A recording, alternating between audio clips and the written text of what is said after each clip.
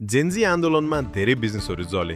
त्योभन्दा ठुलो आगो लाग्न सक्छ सिडिएससी की म्यानेजिङ डाइरेक्टर प्रवीण पन्धक म्यामको ड्युअल आइएसआइएन रुलले करिब रु 128 अर्बको लगानी प्रभावित हुन सक्छ। यो प्रस्तावले प्रोमोटर र पब्लिक सेयर्सका लागि अलग नम्बर अर्थात् अलग आइसिन राख्नुपर्छ भन्छ।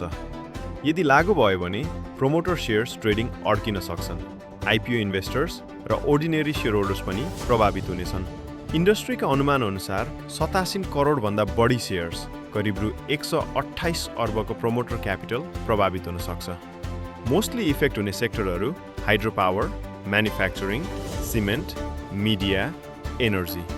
आइप्यान जसले नेपालका जलविद्युत उद्योगमा प्रोमोटर्सको हित र लगानीको सन्तुलन कायम गर्छ ले चेतावनी दिएको छ कि 58 इन्डस्ट्रिज प्रभावित हुन सक्छन् र 10 वर्षमा सरकारको 28,500 मेगावाट इलेक्ट्रिसिटी टार्गेट पनि सम्भव नहुन सक्छ। फाउन्डर सेयर बेच्न पनि अब अफिस घुम्दै अप्रुभल लिनुपर्ने भयो भने फाउन्डर्सको इम्पेयर्ड काम कसले पुरा गर्ने?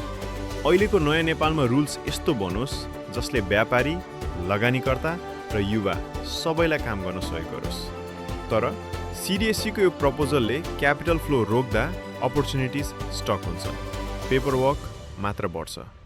एन्टरप्रेन्योर्स र इन्भेस्टर्सको कन्फिडेन्स कायम राख्नु नै नेपालको भविष्य हो। क्यापिटल मार्केटमा क्ल्यारिटी चाहिन्छ, कम्प्लेक्सिटी होइन। तपाईको के विचार छ यस प्रस्तावबारे?